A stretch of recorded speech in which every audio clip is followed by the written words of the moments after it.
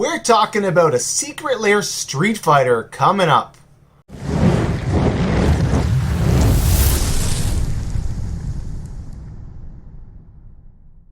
Sonic boom! Sonic boom! Sonic boom! Sonic boom! Sonic boom! Sonic boom! Sonic boom! Yoga claim! Yoga claim! Yoga claim! Yoga claim! Welcome to Collectors of the Coast. I am Cash.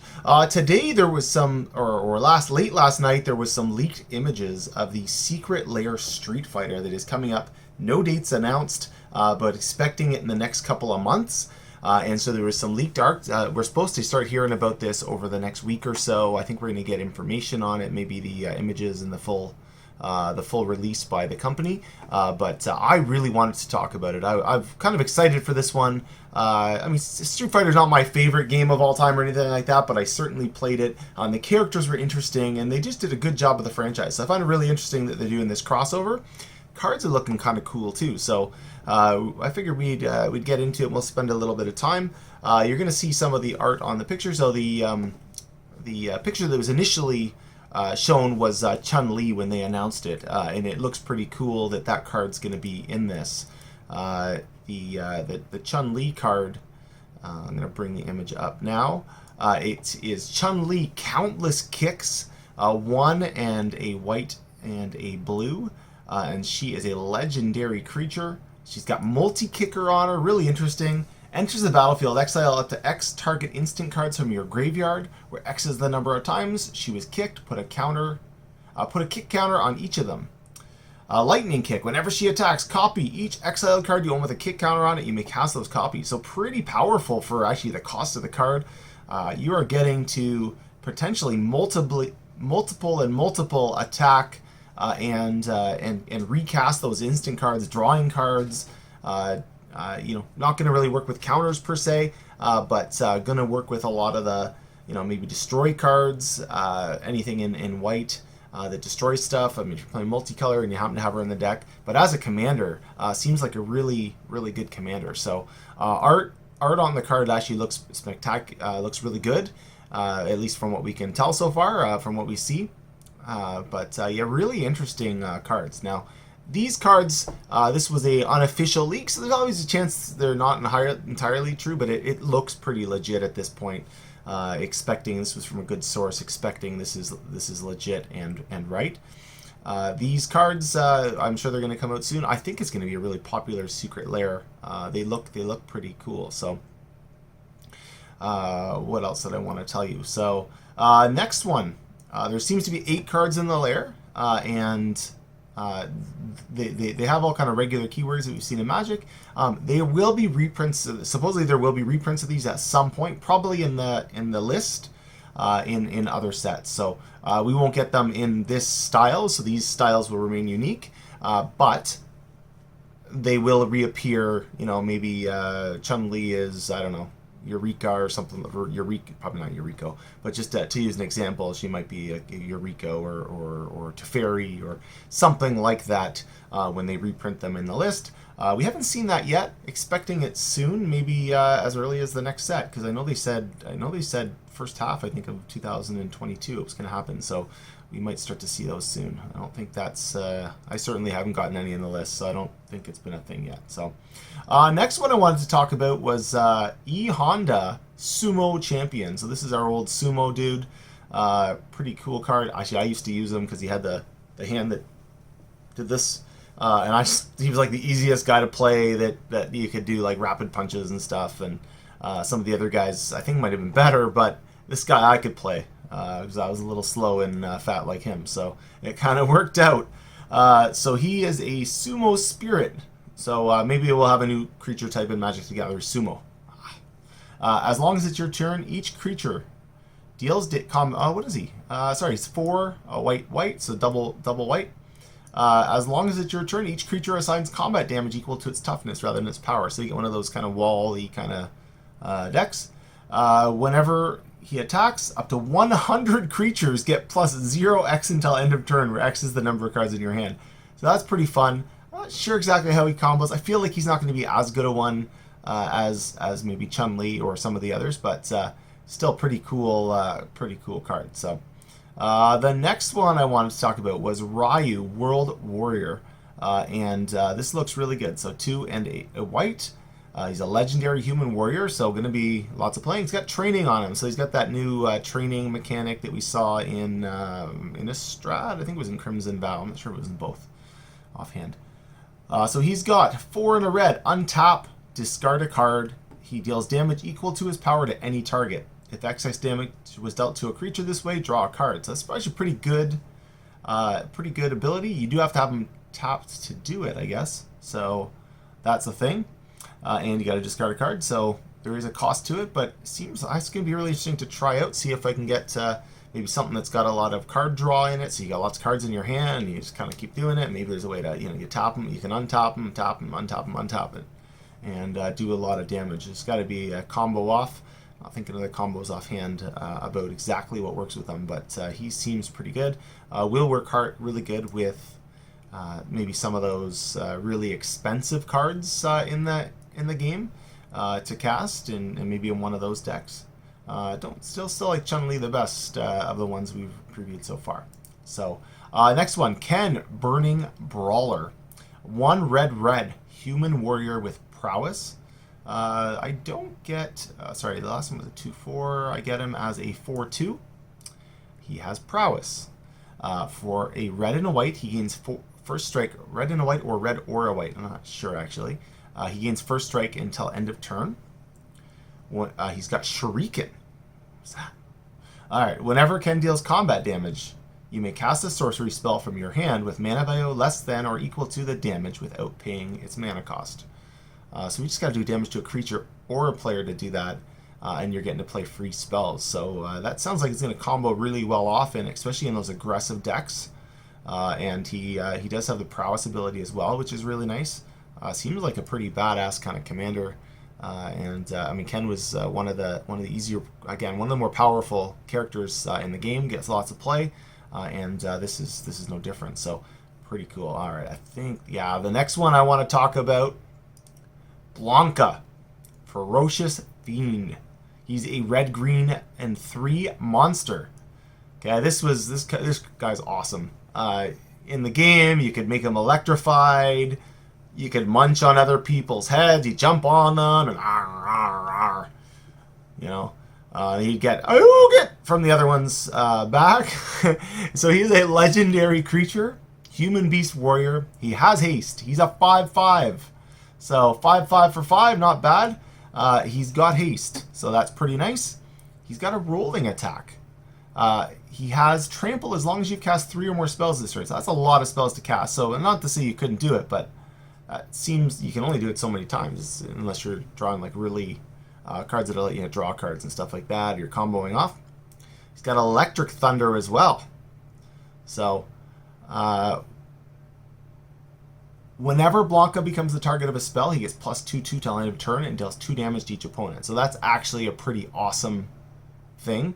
You give him +2/2 with a spell, and he also does damage to an opponent.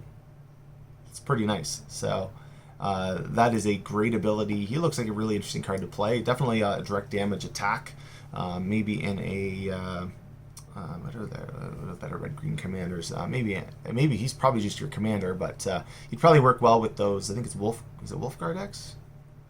That's one of the ones from Forgotten Realms that was like mad power, either as a 1 of in your 100 cards, or you play him as the commander, and those cards become 1 of. Wow, pretty good. So this looks legit, man. This looks like a really good secret lair. The utter trash they've put out recently with the secret lair star sign nonsense with the lands, which they're just terrible. And this looks really fun, and it appeals to me because the game's meant to be fun, right? Games are meant to be fun. I coach tennis for a living. It's my job. I'm Coach Cash.